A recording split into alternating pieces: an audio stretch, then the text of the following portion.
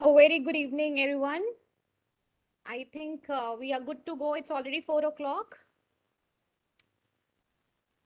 Hope my PPT is visible to everyone. You can reply in the chat box.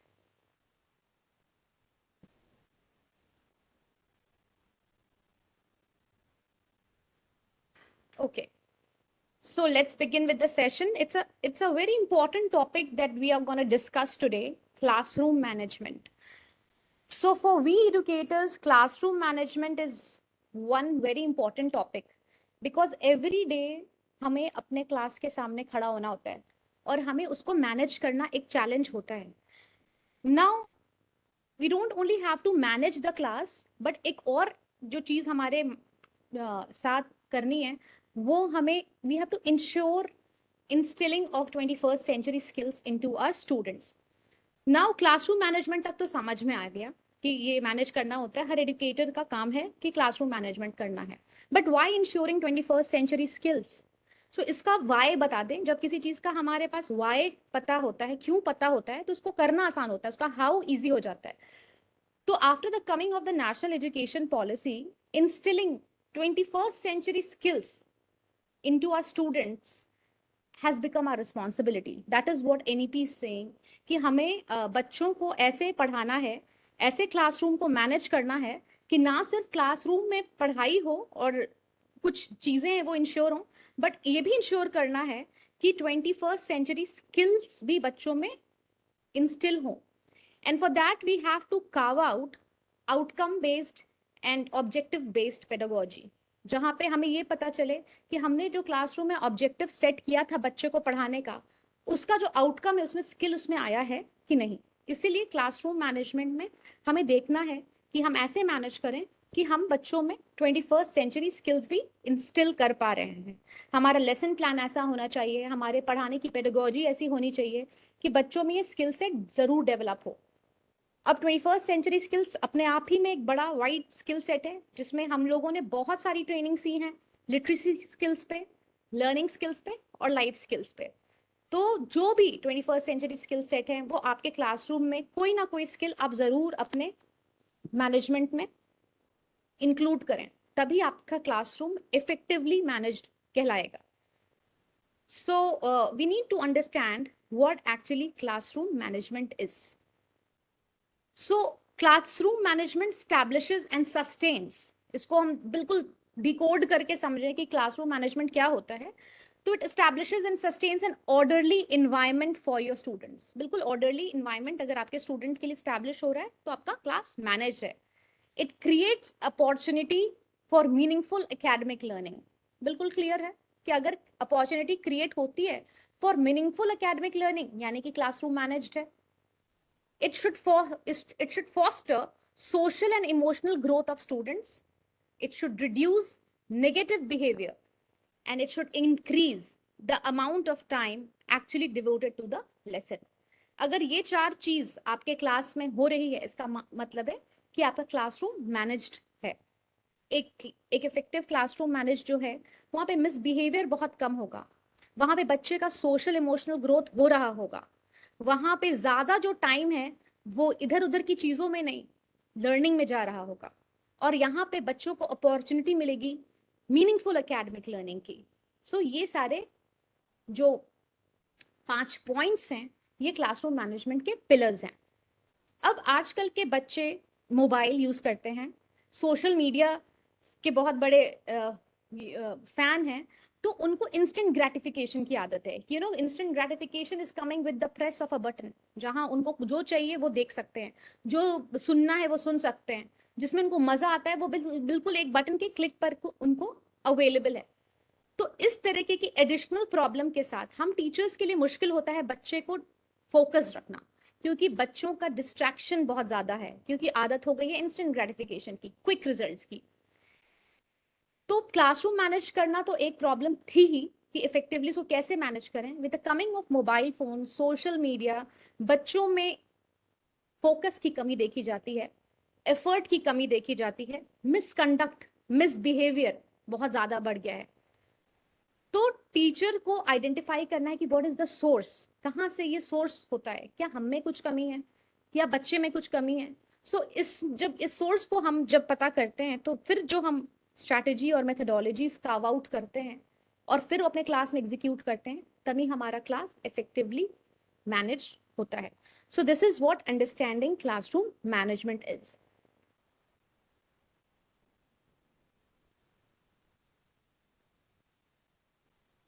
So definition क्या है classroom management का? बिल्कुल CBSE ने सरल सा एग्जाम्पल दिया है. It can be defined as all the things, it can be defined as all the things that teachers do to organize students, space, time and material so that instruction in content and student learning can take place. So CBSE ने एक बहुत simple सा इसका definition दिया है और जो कि हम लोग सब कोई फॉलो करते हैं कि हर वो चीज है जो टीचर करते हैं टू ऑर्गेनाइज स्टूडेंट. अब बच्चे को कैसे ऑर्गेनाइज करते हैं फिजिकली? जो बहुत लंबे बच्चे होते हैं हम उनको ऑटोमेटिकली पीछे बिठाने की कोशिश करते हैं, जो छोटे साइज में होते हैं उनको आगे बिठाते हैं ताकि हम हमेशा विजिबल हो. जो बहुत ओवर स्टिमुलेटेड बच्चे होते हैं उनको हम किधर बिठाते हैं, जो स्लो लर्नर्स है उनको हम किधर बिठाते हैं, तो अगर आपकी क्लास में कोई स्पेशल चाइल्ड है तो उसको हम क्या जगह देते हैं. तो आप उसकी फिजिकल ऑर्गेनाइजेशन कैसे करते हैं, इससे भी आपके क्लासरूम मैनेजमेंट स्किल्स पता चलते हैं. आपकी क्लासरूम में जो टीचिंग होगी सीमलेस होगी अगर आपने उनको इफेक्टिवली फिजिकली ऑर्गेनाइज किया है. स्पेस, दो बच्चों में अगर अच्छी बॉन्डिंग नहीं है, लड़ाई झगड़ा होता है, तो उनके बीच का स्पेस क्या है, आपके और आपके बच्चों के बीच का स्पेस क्या है. क्या आपके क्लासरूम में ऐसी जगह है कि आप इजीली मूव कर सकते हैं क्लास में और किसी भी स्टूडेंट तक आप कभी भी पहुंच सकते हैं, या बच्चे को ये लगता है कि they are being seen and they are being heard. ये बहुत इंपॉर्टेंट. नहीं तो बहुत बार ऐसा होता है कि पीछे के जो बच्चे होते हैं वो कोई कुछ और ही क्लास में रहते हैं, वो अपनी ड्राइंग करते हैं या पेंडिंग वर्क फिनिश करते हैं और आप इधर लेक्चर देते हैं because they know you can not reach them.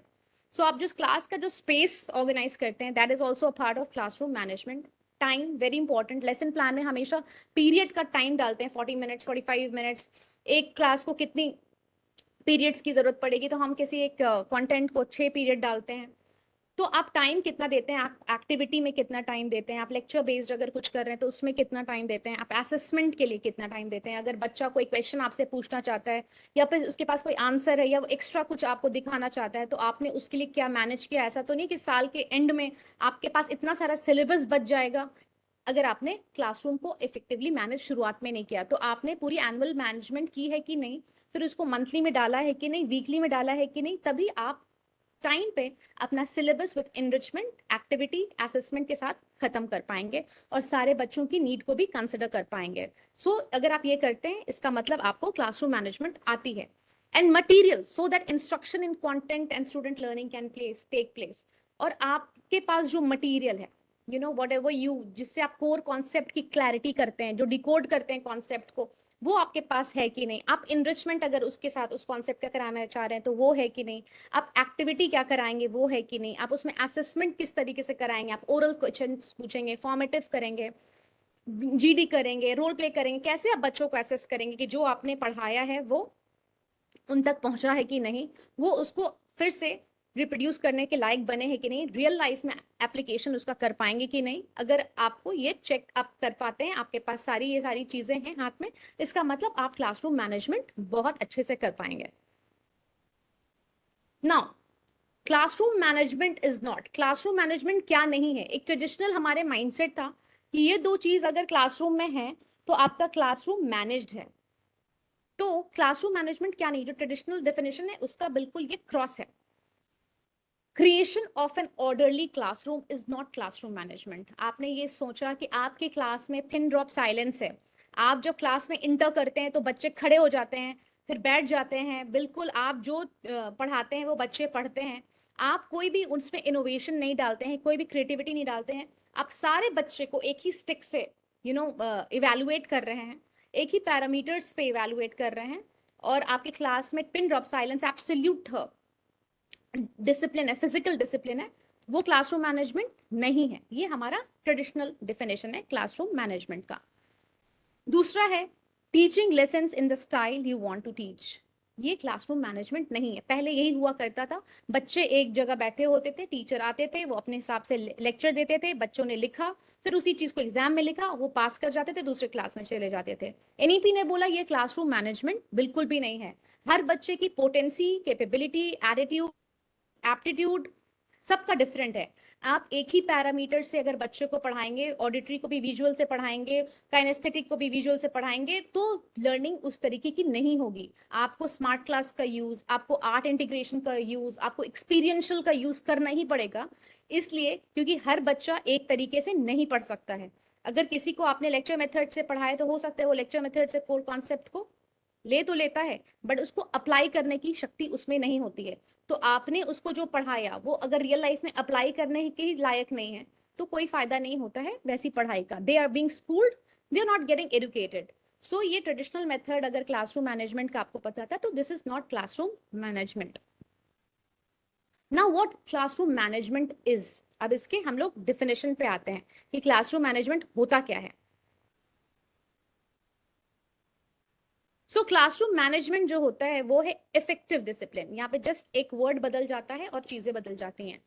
इसके एक एग्जाम्पल देते हैं। अगर दो बच्चों के बीच में नहीं बनती है और आप बार बार देख रहे हैं कि दोनों के बीच में कोई स्क्वॉबल हो रहा है या कुछ उन लोग के बीच में ठीक नहीं लग रहा है, मन मुटाव लग रहा है, और बार बार दोनों एक दूसरे को घूर के देख रहे हैं और लर्निंग उनकी हिंडर्ड है, वो आपके क्लास में नहीं है, वो आपस ही में किसी उलझन में उलझे हुए हैं, तो ट्रेडिशनल टीचर्स क्या करते हैं, उनको अलग बिठा देते हैं या डांट देते हैं या उस टाइम के लिए उसको टेम्पररी उस चीज को नल एंड वॉइड कर देते हैं। बट इफेक्टिव डिसिप्लिन है कि आपका कुछ समय लगेगा, but find out a long term solution to the problem, जहां पे आप जानने की कोशिश करते हैं कि from where has this originated, this problem has originated, and you find a permanent solution to it. अब जैसे कि ये पता चला कि दोनों बच्चों के बीच में इसलिए लड़ाई है कि एक बच्चे ने दूसरे बच्चे के पेट नेम से उसको बुलाया, तो यू देन डिकोड की प्रॉब्लम क्या है, and then you address the problem and you take a decision जिससे ये परमानेंटली सॉल्व हो। शॉर्ट टर्म सोल्यूशन की बात नहीं, क्योंकि वो फिर अकर करेगा और वो फिर किसी ना किसी क्लासरूम मैनेजमेंट में हिंड्रेंस डालेगा। Classroom management is being prepared for class. You should be completely prepared for class. आपके लेसन प्लान आपके पास होना चाहिए। आप आज क्या कराने वाले हैं, बच्चे को बाहर एक्सकर्शन पे ले जाना चाहते हैं, या बच्चे को स्मार्ट क्लास में ले जाना चाहते हैं, या जीडी कराने वाले हैं, या बच्चों को ग्रुप्स में डिवाइड करके कोई एक्टिविटी कराने वाले हैं, आप जो भी कराने वाले हैं आपके पास बिल्कुल पता होना चाहिए कि the moment you enter the class to the transition period, you know what you have to do. You have to be completely prepared with a blueprint that will take place in the class. You cannot be clueless before the students, then there will be anarchy and chaos. You have to motivate students. आपको बच्चों को बिल्कुल motivate करना है, कभी भी demotivate नहीं करना है। अगर कोई नहीं, बहुत सारे बच्चे जो एक्टिविटी में पार्ट नहीं लेना चाहते हैं, but you always have to positively motivate them so that everybody becomes part of your classroom management. ऐसा नहीं हो कि कुछ बच्चे मैनेज हैं और कुछ मैनेज नहीं है। आपको बच्चों को इस तरीके से उत्साहित और प्रोत्साहित करना है कि सब बच्चे इक्वली पार्टिसिपेट करें, तभी आपका क्लासरूम मैनेज होगा।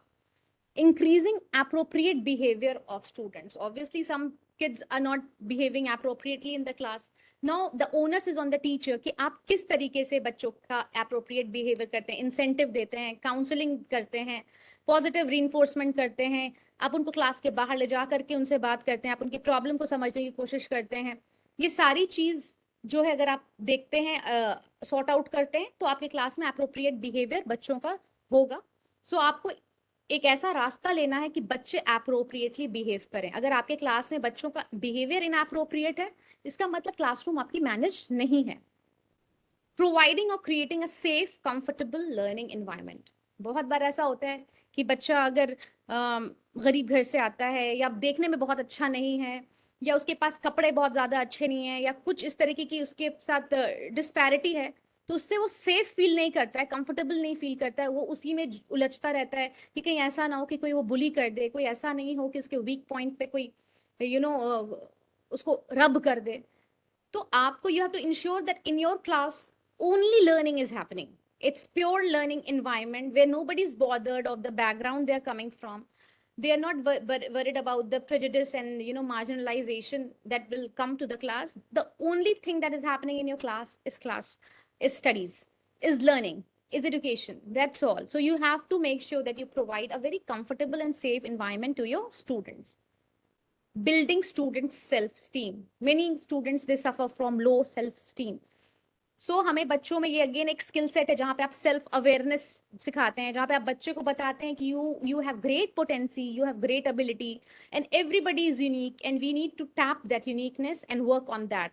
There is nobody, no human being जिसके पास कोई यूनिक चीज ना हो. एवरीबडी हैज इट, और हमें उसी स्ट्रेंथ को स्ट्रेंथन करना है. तो आप बिल्कुल स्टूडेंट के सेल्फ एस्टीम को हमेशा बढ़ाएं. जब आप किसी के सेल्फ एस्टीम को बढ़ाते हैं, वो उसकी इनर वॉइस बनती है. They become confident, they think that somebody is trusting us, and they begin to deliver good results. Being creative and imaginative in daily lessons.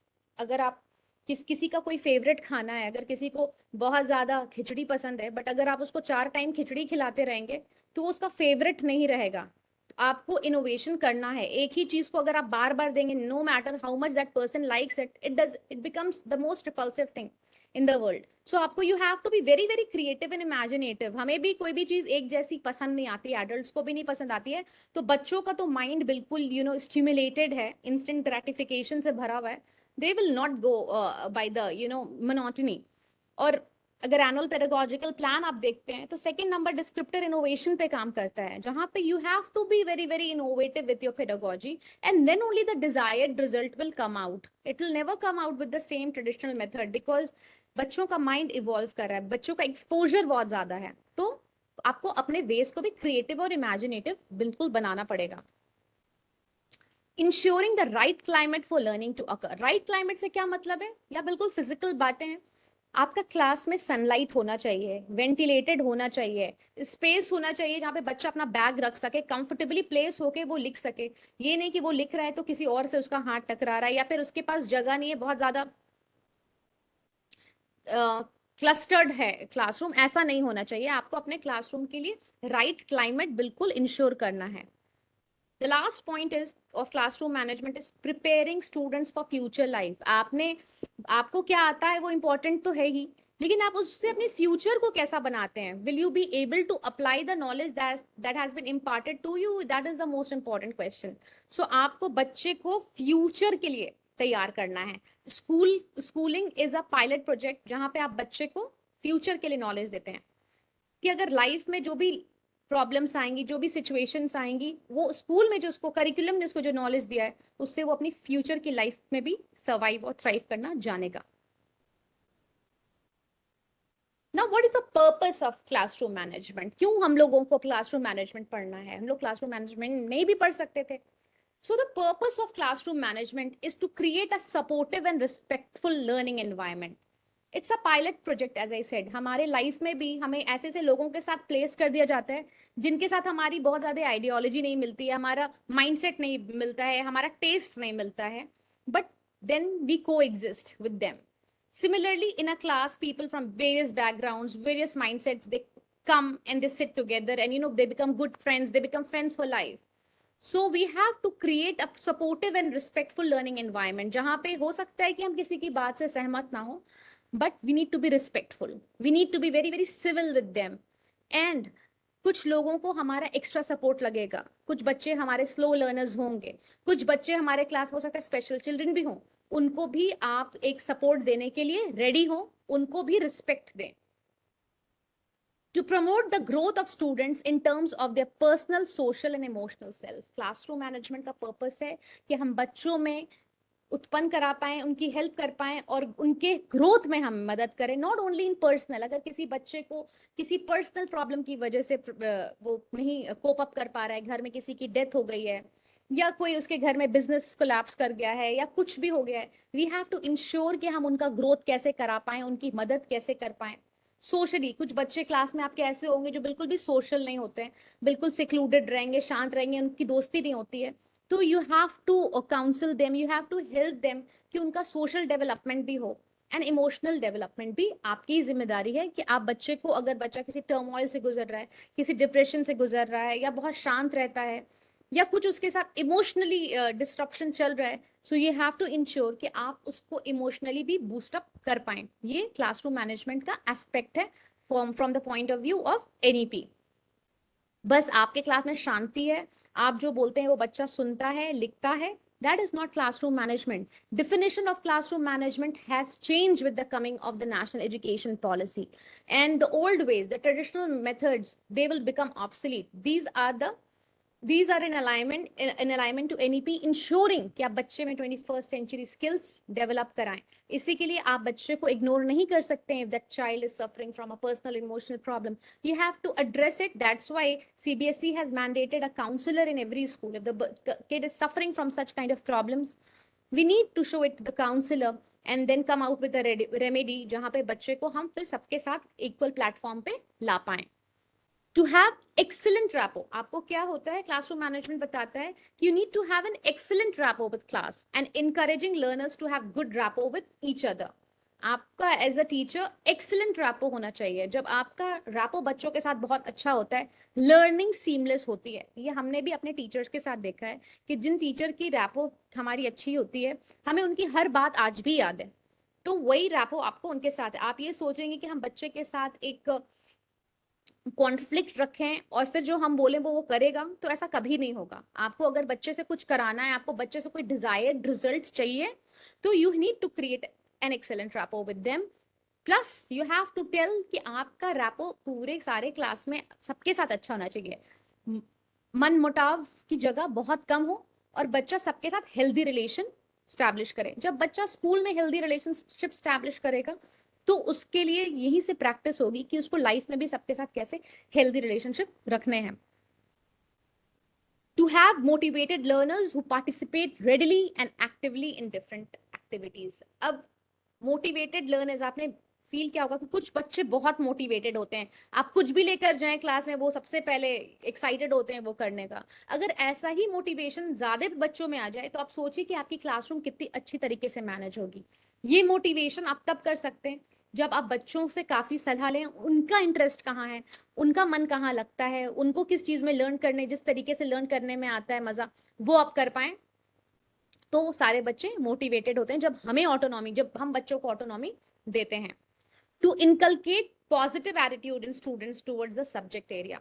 कुछ बच्चे होते हैं, दे say that I hate maths और I hate Hindi. तो ये आपको जिम्मेदारी है बताने की you can not hate a subject. Hating is not an option, क्योंकि आप किसी भी सब्जेक्ट को हेट करके एकेडमिकली नहीं कुछ कर पाएंगे. सो आपका एक न्यूट्रलिटी सब सब्जेक्ट के साथ होना चाहिए. You can not hate something and you can not love something. एक न्यूट्रल होना चाहिए. हिंदी में फेल करके भी आप you will not go too far. You will have to have a balance in all the subjects. तो ये बच्चों को जरूर बताएं कि पॉजिटिव एटीट्यूड बच्चों में होना चाहिए towards all subject. To make students more organized not only in studies but in other course of life also. बच्चा सुबह में टाइम पे स्कूल में आता है. there is a time table that kids follow. English के बाद मैथ्स होता है, मैथ्स के बाद कोई दूसरा सब्जेक्ट होता है, फिर बच्चा स्पोर्ट्स खेलने के लिए जाता है, फिर लंच होता है, फिर लंच में हैंड वॉश करने के लिए जाता है. तो क्या होता है, हम बच्चे को लाइफ के लिए प्रिपेयर कर रहे होते हैं. ऐसे ही आगे की लाइफ होती है जहाँ पे डिसिप्लिन, रूटीन, टाइम टेबल की बहुत ज्यादा इंपॉर्टेंस होती है. The showstopper of classroom management is management of interpersonal relationship. अगर आपका बच्चे के साथ इंटरपर्सनल रिलेशनशिप बहुत अच्छा है, आपको बहुत ज्यादा मुश्किल नहीं होती है क्लासरूम को मैनेज करने की. आप कैसे स्टैब्लिश करेंगे ऐसा इंटरपर्सनल रिलेशनशिप बच्चे के साथ कि आपकी क्लासरूम में कोई प्रॉब्लम नहीं आए, बच्चे आपकी बात सुने. ये इसका कुछ सोल्यूशन, कुछ एडवाइस है आपको. Learn and use students name. बहुत सारे स्कूल्स में बच्चों को रोल नंबर 1, रोल नंबर 2 कह करके बुलाया जाता है, तो इससे आपका इंटरपर्सनल रिलेशनशिप कभी भी मैनेज नहीं होगा. सो ये एडवाइस है फ्रॉम सीबीएसई की learn and use students name. आप जब बच्चे को उसके नाम से बुलाते हैं, तो उसको एक पर्सनलाइज्ड इफेक्ट क्रिएट होता है, जहाँ पे उसको लगता है कि एकदम द टीचर नोज मी.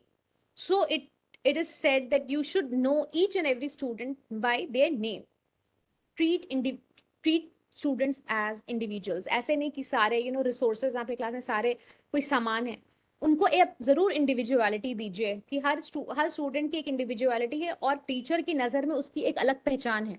ये फीलिंग आप जरूर दें. कोई एक ट्रेट जो उसको, या कोई एक एडजेक्टिव जो आप बच्चे को देना चाहें, जिससे वो लगे कि हाँ, मेरे में ये चीज अलग है, ये मेरी इंडिविजुअलिटी है. So treat students as individuals. बिल्कुल एक जैसे उनको ट्रीट नहीं कीजिए, उनकी पहचान को पहचान दीजिए।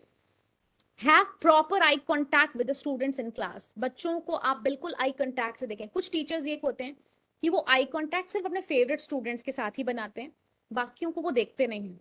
Kids they are very very receptive, वो ये सारी बातों को ऑब्जर्व करते हैं कि टीचर की नजर सिर्फ अपने फेवरेट या ब्राइट स्टूडेंट्स पे है, दूसरों पर नहीं है। So when you have eye contact, have it uniformly with everyone. Each child should feel that they are being seen by the teacher. When you do this, interpersonal relationship आपकी establish होती है बच्चे के लिए, classroom management आपके लिए easy होती है। Inject humor in the class or have sense of humor but not based on sarcasm. बच्चों को बिल्कुल भी sarcastic चीजें ना बोलें, it really breaks them, it really hurts them. Adults are unable to handle sarcasm, so आप बिल्कुल बच्चों के साथ तो यूज ही ना करें। And try to make your class a little funny. Humour से बहुत बार इनडिसिप्लिन भी आ जाता है क्लास में, तो ह्यूमर भी बहुत बेस्ड ऑन सब्जेक्ट ही होना चाहिए, जिससे बच्चे की मोनोटनी ब्रेक हो, and nothing more than that. Offer praise to students for work well done और positive behaviour. Everybody needs praise. Praise से क्या होता है कि वो दोबारा मोटिवेट होता है, उसको इंसेंटिव मिलता है दोबारा बेहतर बिहेवियर के लिए। तो आप बच्चे को बिल्कुल प्रेज करें फॉर वर्क वेल डन और पॉजिटिव बिहेवियर। आप handle discipline issues individually and quickly. Class में इनडिसिप्लिन इन्फेक्शन की तरह फैलती है। अगर क्लास में कोई बच्चा इनडिसिप्लिन और आपने उसको क्विकली हैंडल नहीं किया, तो वो आप देखेंगे वो इनडिसिप्लिन तुरंत पूरे क्लास में फैल जाती है। तो क्विकली आप इनडिसिप्लिन को हैंडल कीजिए और कोशिश कीजिए इंडिविजुअली करें। जैसे कि आप ये कह सकते हैं, I want you out of the class after the lesson is over. So क्या होगा, पूरी क्लास को एक मैसेज मिल जाएगा कि something has been done in the class which will be dealt by the teacher individually, but you have been quick, so everybody gets alarmed.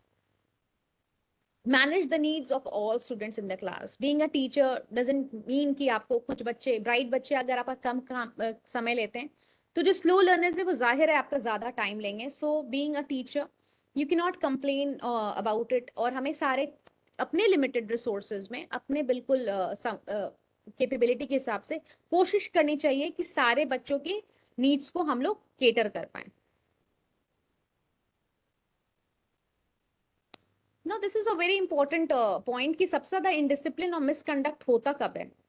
तो जब दो पीरियड के बीच का टाइम होता है, सबसे ज्यादा मिसकंडक्ट ये होता है। इसको हम लोग कहते हैं transition. The interval between any two activities is a transition. जहां इंग्लिश का पीरियड खत्म हुआ, हिंदी होने वाला है, या कोई दो पीरियड एक टीचर जाने वाली हैं और दूसरे आने वाले हैं, जब ये होता है उस टाइम पे सबसे ज्यादा मैनेजमेंट में प्रॉब्लम आती है क्लासरूम में। The beginning and ending of periods are transition, so several management problems can occur. इस टाइम क्या होता है, इतना ज्यादा क्योस हो जाता है क्लास में कि लॉन्ग डिलेज हो जाते हैं, और before the starting of next activity and higher level of inappropriate और डिस्ट्रप्टिव स्टूडेंट बिहेवियर इसी टाइम पे देखा गया है। सो क्लासरूम को अगर मैनेज करना है तो आपको बिल्कुल इस वाले पीरियड को ध्यान में रखना है कि इसको आप कैसे कार्व आउट करेंगे। बहुत सारे टीचर्स ये होते हैं हेड डाउन करा देते हैं, दूसरी टीचर आती है तो उनको हेड डाउन की भी क्लास मिलती है। तो आप उस ट्रांजिशन में क्या एक्टिविटी कराते हैं जिससे आपकी क्लास मैनेज रहेगी, सो दैट जब न्यू टीचर आती है उनको उस क्लास को स्टार्ट करने में 10 मिनट की वेस्ट ना हो जाए, वो क्लासरूम बिल्कुल हो जाए, या फिर एक पीरियड जब एंड होती है तो दूसरा जो टीचर आने वाले होते हैं वो बिल्कुल टाइम पर आ जाए। क्योंकि कभी दो पीरियड के ट्रांजिशन में ही टीचर्स बहुत टाइम लगा देते हैं दूसरी क्लास को ओवरटेक करने में, उसमें सबसे ज्यादा क्लासरूम मिसमैनेज होती है। So you have to very very particular about the transition period, how you design it. When the teacher leaves and the teacher is about to enter, how you handle that period. If you handle that period very well, so most of the problems of classroom management are taken care of during that time. Now, effective teachers share the following characteristics. Obviously, classroom आपकी तभी बहुत अच्छी manage होगी when the teachers are, they are very good and they have effective characteristics. So what are the characteristics? अगर ये सारे characteristics आप में हैं, it means you are doing a very good job और इसे ज़्यादा करने की कोई ज़रूरत नहीं है. So here are some points which will ensure whether you are effective teachers or not, who are capable of brilliantly managing the classroom. They are masters of their material. Whatever subject you are teaching, you are a master of your material. आप जो भी चीज लेकर के जाते हैं, बच्चा आपको किसी भी वे से पूछे, यूनिलैटरल पूछे, बायलैटरल पूछे, मल्टीलैटरल पूछे, you know all the answers from all the ways. आप उसको एक्सपीरियंशियल करा सकते हैं, आप उसको आर्ट इंटीग्रेशन में भी डाल सकते हैं, आप कंटेंट के मास्टर हैं, आप जिस तरीके से बच्चा चाहता है, जिस तरीके से बच्चा सीख सकता है, वो आप उसके सामने पेश कर सकते हैं। एंड तो बच्चे की बिल्कुल लर्निंग इनएविटेबल है, बच्चा लर्न करेगा ही करेगा। So you should have that kind of clutch over your material. Effective teachers are well prepared and well organized. If you know by the time you enter the class, what is the first thing that you will do? What is the next thing that you will do? What is the third thing and how you will exit? If you know, then you are well prepared and your class will remain well organized. Prepare होना बहुत important है. It is the key to successful classroom management. Effective teachers are enthusiastic about the topics to be taught. जो enthusiastic teachers होते हैं, अगर किसी ने भी लैक ऑफ इंथुजियाज्म से पढ़ाया तो वो भी बिल्कुल वायरस की तरह क्लास में पढ़ता है। अगर the person who is disseminating the knowledge is not happy about it, is not enthusiastic about it, obviously that energy flows to the class, to the younger ones. So you should be very, very passionate about the topic. You should have a lot of information about it. You should know how to aid it well with different teaching aids. And when you do it, learning happens bang on. There's no end to learning. जो उसका पैमाना होता है वो बहुत elaborate हो जाता है. So you have to be very, very enthusiastic about it. They are warm and approachable. Effective teachers are warm and approachable. Students know कि अगर कोई problem आएगी so हम टीचर से पूछ सकते हैं. अगर हमें इस तरीके से नहीं समझ आया, हमें कोर कॉन्सेप्ट जो है वो डिकोड नहीं इस तरीके से हुआ है, तो टीचर इज अप्रोचेबल, हम उनसे पूछेंगे and our problem will be solve. अगर आपके क्लास में बच्चे की प्रॉब्लम रह गई, वो सॉल्व ही नहीं हुई, तो क्लासरूम मैनेज नहीं हो पाएगा क्योंकि लर्निंग ही नहीं हो रही है. आधे बच्चे सीख पा रहे हैं, आधे बच्चे नहीं सीख पा रहे हैं. So you need to be approachable so that जिनको प्रॉब्लम है, और ये तो बिल्कुल नॉर्मल सी बात है कि बच्चों को प्रॉब्लम होगी, but you are approachable to solve them. You are able to tell them कि अगर इस तरीके से नहीं समझ आया तो तुम इस तरीके से करके देखना. Effective teachers are alert and watchful. They are very, very alert. They know what is happening on the last bench also. They know what is happening in the middle bench also. They know everything. किसने अपनी book निकाली है, कोई अभी drawing कर रहा है. Your eyes are on everyone because you are alert and watchful. You are not in denial. Effective teachers are firm. They are very, very firm. आपने बच्चे की बात तो सुनी, बट कराया आपने बिल्कुल फर्म होकर के ये डिसीजन लिया आपने कि ऐसा ही है जिसमें सबसे ज्यादा क्लासरूम मैनेजमेंट होगा. आपने वो डिसीजन फर्म लिया and you gave the students the reasons कि ऐसा डिसीजन क्यों लिया. आप फेयर भी हैं, आप किसी के साथ पक्षपात नहीं करते हैं. आप everybody knows if that teacher is in the class, we are safe and you are consistent. They have clear and well moderated speech. कोई भी चीज अगर आप बच्चे को वॉइस मॉड्यूलेशन से नहीं पढ़ाते हैं तो उसका इम्पैक्ट कम हो जाता है. आप एक्सपीरियंशियल करा सकते हैं बहुत अच्छे वॉइस मॉड्यूलेशन के साथ. जब हम हिस्ट्री पढ़ते हैं और आप मॉडरेट्स के बारे में पढ़ते हैं तो आपको क्या होता है, बिल्कुल मॉडरेट्स के जो वेज थे, Dadabhai Naoroji and everyone who were very moderate in their strategies and methodologies, तो आप उस जब वो पढ़ते हैं तो your mind is at rest. But the moment you study about the radicals extremist, आपके अंदर एक पावर आ जाती है. सो वॉइस मॉड्यूलेशन का बहुत ज्यादा इम्पैक्ट होता है. The teachers only through their voice can take you to places. So आप बिल्कुल अपने स्पीच को क्लियर रखें. आपका एक एक शब्द बिल्कुल क्लियर होना चाहिए, वेल मॉडरेटेड होना चाहिए, ना बहुत हाई और ना बहुत लो.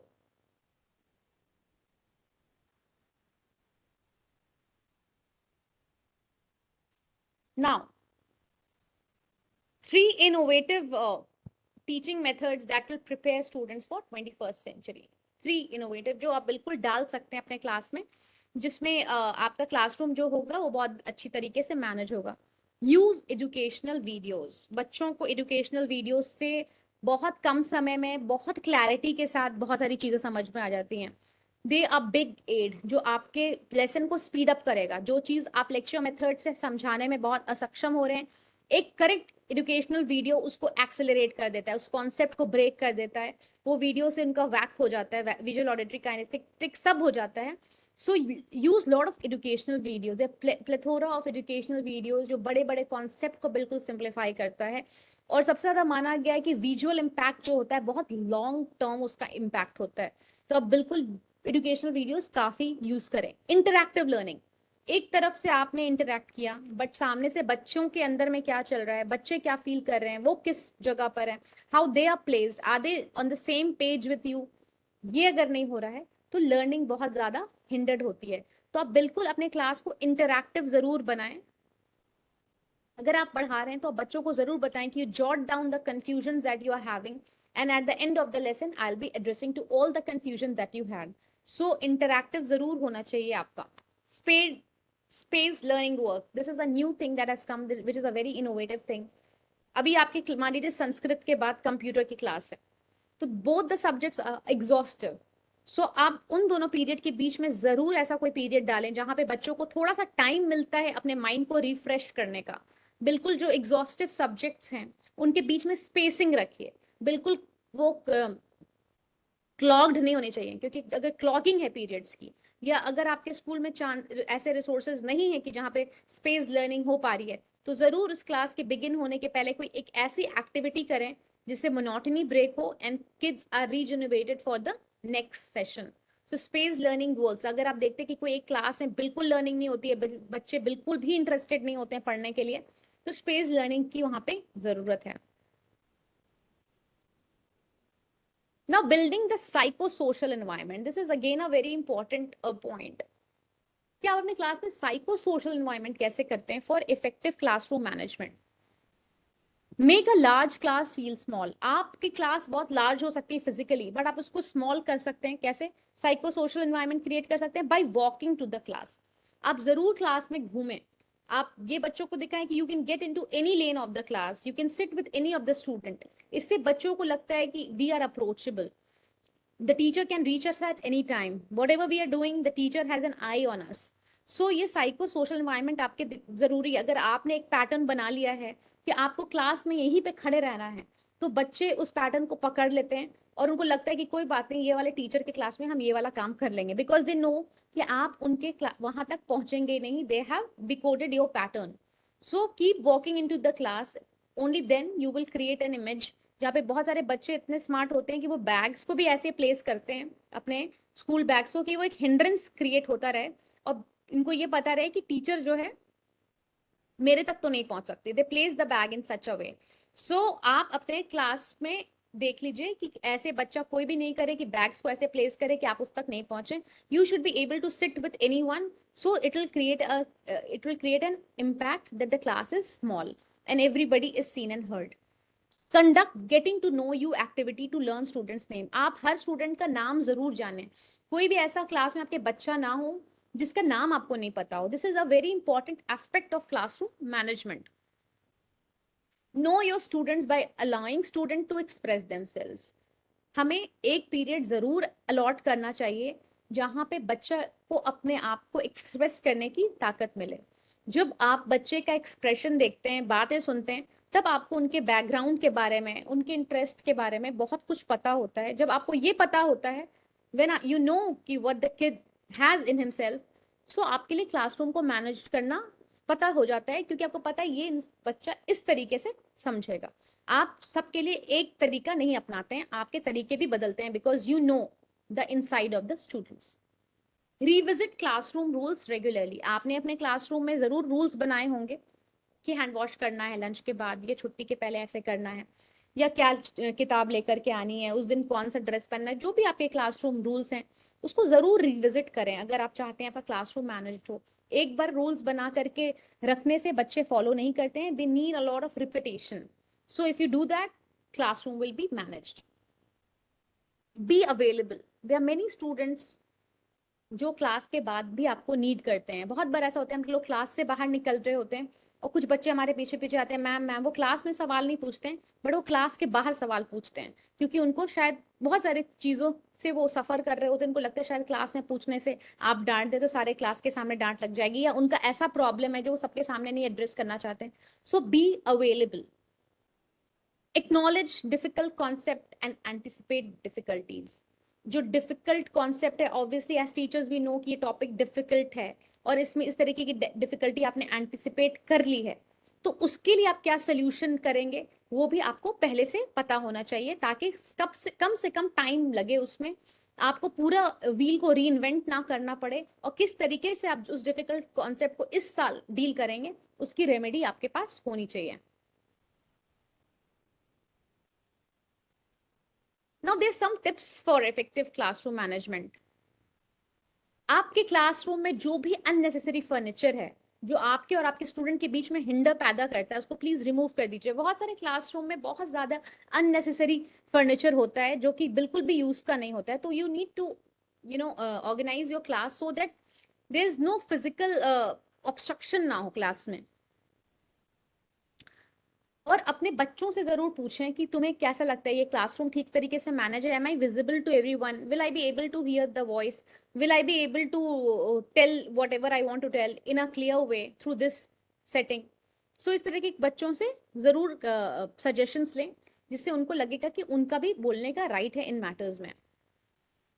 अपने बच्चों को जानने की कोशिश कीजिए। जो भी बच्चे हैं, अगर आप उनके साथ इंटरपर्सनल इक्वेशन बनाते हैं तो आप का एक पॉजिटिव रिलेशन अपने स्टूडेंट्स के साथ बनता है, and it builds a willingness on their part two actively participate in the class. आप किसी के साथ भी अगर आपका रिलेशनशिप पॉजिटिव होता है तो उस तरफ से ज्यादा मेहनत करने की जरूरत नहीं पड़ती, you are able to engage them.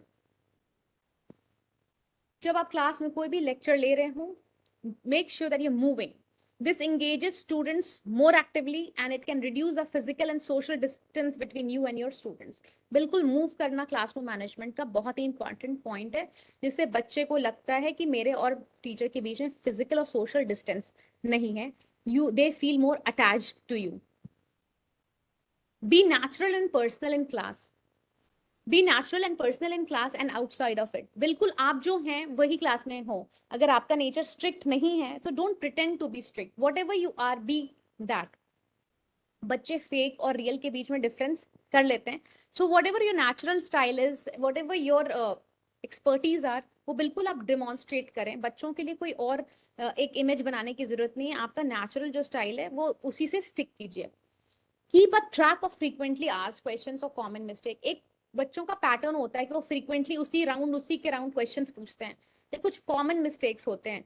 तो आप अपना जो लेसन प्लान बनाएं या कोई भी जो लेसन आप अपना डिजाइन करते हैं, वो जरूर इंश्योर करिए कि बच्चे ये कॉमन मिस्टेक्स और फ्रीक्वेंटली आस्क्ड क्वेश्चंस उनके हमेशा के लिए they are taken care of. Be aware about the class. Class में क्या हो रहा है, कोई ऐसा तो नहीं जो बुली हो रहा है, कोई ऐसा तो नहीं कोई ग्रुप बन गया है, कोई ऐसा तो नहीं किसी टीचर के खिलाफ हो गया है। So you should B very very aware what is happening in the class, because अगर अंडर करंट कोई क्लास में चल रहा है, it won't be managed by you, so learning नहीं हो पाएगी वहां पे अगर there is something that is boiling in the class. So you should be very very aware about the class and you should take care if there is certain issues. बच्चों को background question आए या diagnostic test जरूर दें, ताकि आपने जो content उनको पढ़ाया है उससे उनको स्किल और नॉलेज मिला है कि नहीं, वो उसमें क्वेश्चन आयर में आपके वो उनके आंसर से आपको पता चल जाएगा। और ये भी हमें पता चलेगा कि कौन से ऐसे स्टूडेंट्स हैं जिनको हमारे स्पेशल अटेंशन की जरूरत है। सो ये कैसे पता चलेगा? क्वेश्चन आयर और डायग्नोस्टिक चेक टेस्ट हम जब बच्चों को देंगे, और ये इन टेस्ट में ये भी देखना है कि जो नॉलेज हमने उनको दिया है वो बच्चे लाइफ अपने रियल लाइफ एक्सपीरियंसेस में यूज कर पाएंगे नहीं। क्योंकि कोई भी नॉलेज अगर उससे वो नॉलेज और स्किल बच्चों को नहीं मिलता है जिसको वो अप्लाई कर पाएंगे वो रियल लाइफ में, तो वो नॉलेज और स्किल उनके काम का नहीं है। So everything should be connected, should be able to, should be applied to real life problems, और उसका वो सोल्यूशन दे। ये भी रिकॉग्नाइज करना है कि बच्चों का जो अटेंशन स्पैन होता है वो 15 मिनट्स का होता है। तो किसी भी लेक्चर मेथड से आप अगर कोई चीज को पढ़ा रहे हैं तो मेक श्योर कि 15 मिनट्स के बाद कोई ब्रेक हो, जिससे बच्चे का फिर से वापस वो अटेंशन स्पैन रिक्रिएट हो पाए।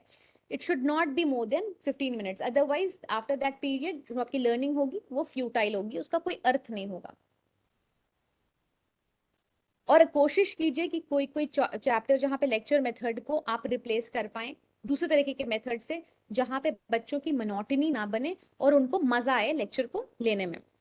जैसे कि आप ग्रुप वर्क कर सकते हैं, रोल प्लेइंग करा सकते हैं, स्टूडेंट कोई एक है जो पीपीटी बना के प्रेजेंटेशन कर सकता है, या फिर in class writing can be excellent ways to vary classroom routine and stimulate learning. तो लेक्चर मेथड को आप डिफरेंट जहाँ पे आपको लगे कि इन एक्टिविटीज से वो रिप्लेस हो सकता है तो उसको जरूर रिप्लेस करें। आप डेवलप करें एक formal lesson plan as a way to organise your teaching in a large class setting. आप बिल्कुल एक फॉर्मल लेसन प्लान बनाएं उसमें आपका क्लियर होना चाहिए लर्निंग ऑब्जेक्टिव। आप अगर ये क्लास ले रहे हैं तो क्यों ले रहे हैं, बच्चों को ये पता होना चाहिए कि आज जिस क्लास में हम बैठे हैं वो जो हम सीख रहे हैं उसका ऑब्जेक्टिव क्या है, हम आज की इस क्लास के बाद क्या सीख पाएंगे, और इससे जो सीखेंगे उसको हम कहाँ अप्लाई कर पाएंगे, इससे हमारा फायदा क्या है। तो ये इंपॉर्टेंट एस्पेक्ट है क्लासरूम मैनेजमेंट का, जहां पे बच्चों को पता हो ऑब्जेक्टिव क्लास का।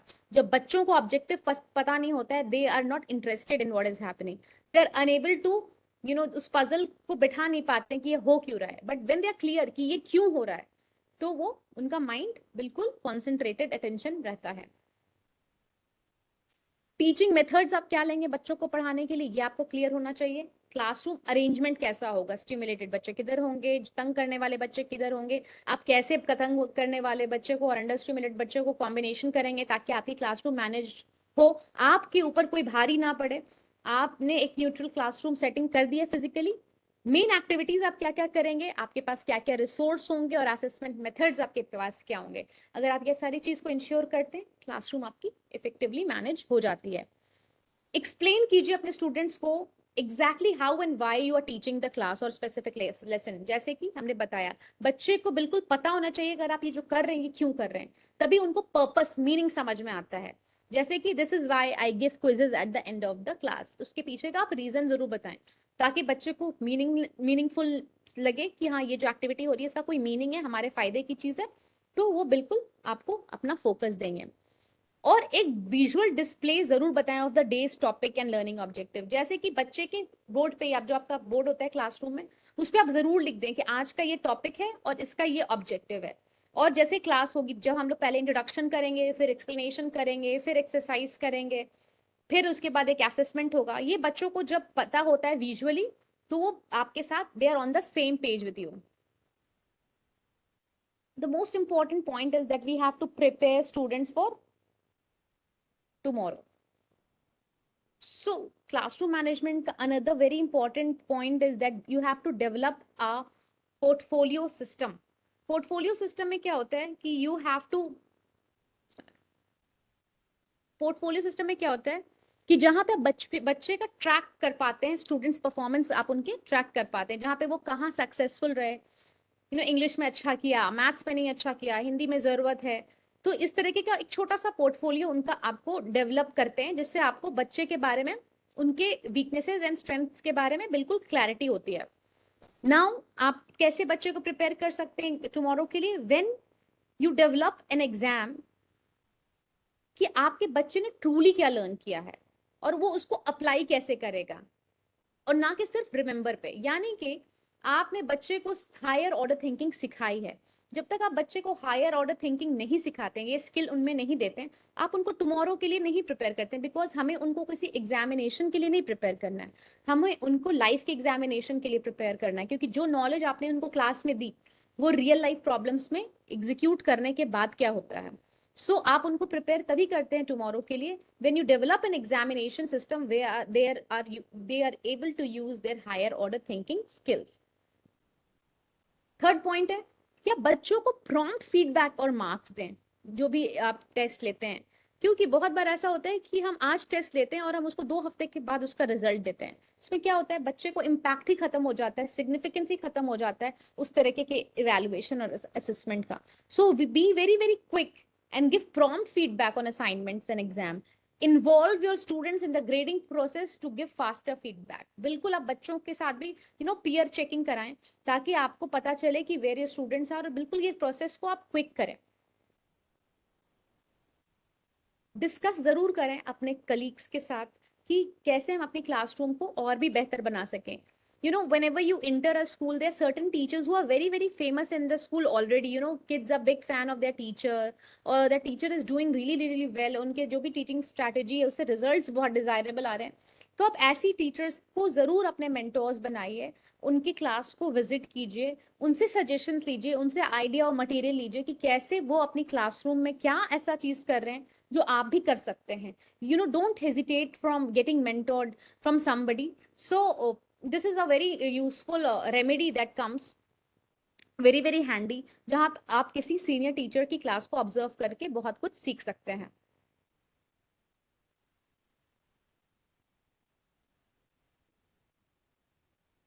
Now, this is a very important, again, 4 essential parts of classroom management strategy, जिसमें 21st century skills आप बच्चों में इंजेक्ट करते हैं. अगर आपने ये किया तो आपके क्लासरूम मैनेजमेंट आपकी बहुत ज्यादा अच्छी हो जाएगी. इसको हम लोग समझते हैं थोड़ा सा डिटेल में. 4 essential parts of classroom management strategy. First is autonomy. जैसे हमने बोला कि बच्चे को आप हमेशा ये फील कराएं या दें कि उनका भी राइट है डिसीजन मेकिंग में. ये उनका क्लास है, they are also owners of this class, और उनका भी सजेशन बहुत बहुत वाइटल है क्लासरूम मैनेजमेंट में. तो इसको हमने 2-3 पार्ट्स में डिवाइड किए हैं. First is organisational autonomy. Organisational autonomy क्या होता है? जहां पे आप बच्चे को राइट देते हैं कि कैसे सिटिंग अरेंजमेंट होगा, कौन से बच्चे किधर बैठेंगे, तुम्हारा राइट है. ऑर्गेनाइज आप उनके हिसाब से कराते हैं, भले आप उसको बहुत ब्यूटीफुली वायलेट कर दें, बट उनकी बात को भी कंसिडरेशन में रखें. Next is procedural choice.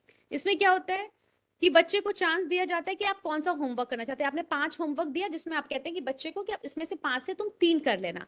तो उनको, बच्चे को लगता है कि हमें टीचर ने वही होमवर्क दिया जो हम चाहते थे, लेकिन आपने 5 अपने ही क्रिएट किए, 3 की उनको आपने ऑटोनॉमी दी. इसको कहते हैं procedural choice. The third is cognitive choice. इसमें क्या होता है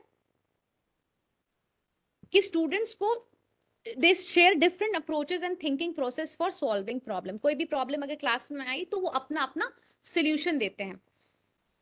students develop idea for homework. Homework में किस तरीके का होमवर्क देना चाहिए, एक्टिविटी किस तरीके की होनी चाहिए, बच्चे अपना सजेशंस देते हैं कि इस तरीके की एक्टिविटी से हमारा बेटर लर्निंग होगा. तो आप उनके भी आइडियाज को लेते हैं अपने होमवर्क को डिजाइन करने में.